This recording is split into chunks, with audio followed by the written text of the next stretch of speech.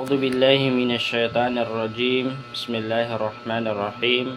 رب اشرح لي صدري ويسر لي أمري واحلل عقدة من لساني يفقهوا قولي. السلام عليكم warahmatullahi wabarakatuh. Alhamdulillah, tayo ay nagpapasalamat sa Allah subhanahu wa ta'ala dahil tayo ay nabutan ng umagang ito, mga kapatid, sa pananampalatayang Islam.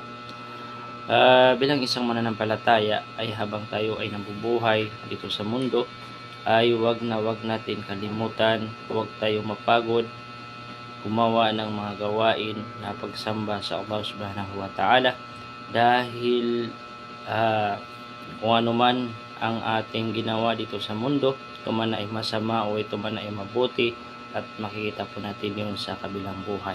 Makikita natin sa kabilang buhay, mga kapatid, sa pananampalatayang Islam.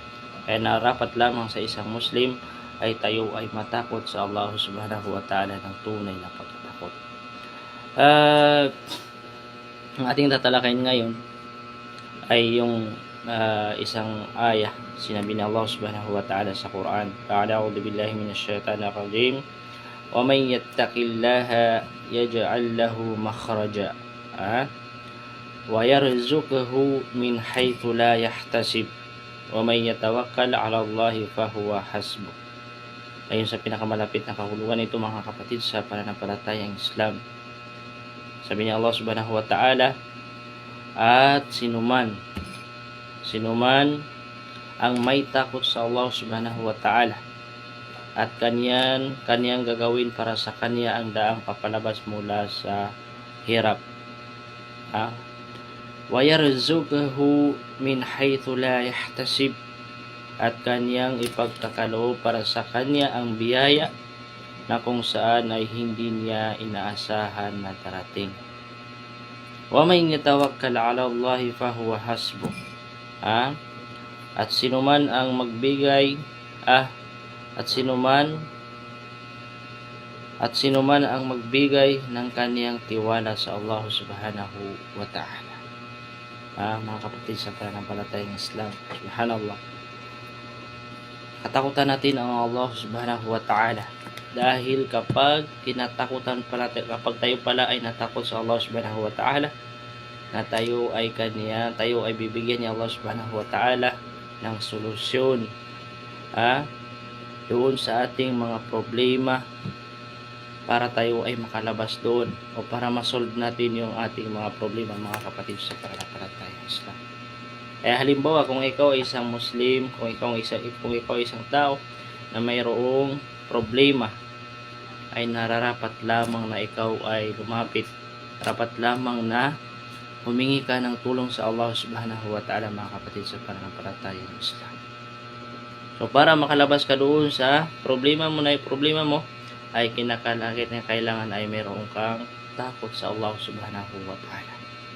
Sabihin ay susundin mo yung kaniyang mga ipinag-utos at ipagbabawal mo sa iyong sarili yung kaniyang mga ipinagbabawal, mga kapatid sa pananampalatayang Islam. Kung titingnan natin yung aya na yon, na meron pang isang bonus, tayo ay bibigyan ni Allah subhanahu wa ta'ala ng biyaya na kung saan ay hindi natin inaasahan na darating, mga kapatid sa pananampalatayang Islam, kapag tayo ay natakot sa Allah subhanahu wa ta'ala. Kapag tayo ay natakot ng tunay sa Allah subhanahu wa ta'ala. Kaya nararapat lamang sa isang Muslim na kung gusto mo na bigyan ka ni Allah subhanahu wa ta'ala ng biyaya na hindi mo inaasahan na darating, ay ikaw ay matakot sa Allah subhanahu wa ta'ala. Sundin mo ang kaniyang mga ipinag-uutos at ipagbawal mo sa iyong mga sarili ang kaniyang mga ipinagbabawal. So paano ka bibigyan ni Allah subhanahu wa ta'ala ng biyaya kung hindi mo sinusunod yung kaniyang mga ipinag-uutos?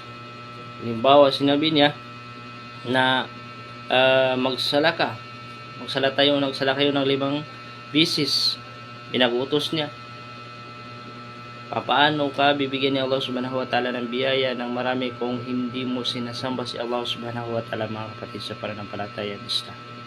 Subhanallah. Paano ka bibigyan ni Allah subhanahu wa ta'ala ng biyaya kung ikaw ay gumagawa ng mga shirk, yung mga pagtatambal sa kanya, mga kapatid sa pananampalatayang Islam? So kinakailangan ay tayo ay matakot ng tunay na pagkatakot sa Allah at ipagbawal natin yung kanyang mga ipinagbabawal sa ating mga sarili mga kapatid sa pananampalataya ng Islam. Dahil kapag kinatakutan natin si Allah subhanahu wa ta'ala, ay tayo ay kanyang bibigyan ng solusyon para makalabas doon sa ating mga problema, at tayo ay bibigyan ni Allah subhanahu wa ta'ala ng biyaya na kung saan ay hindi natin inaasahan na darating. Assalamualaikum warahmatullahi wabarakatuh.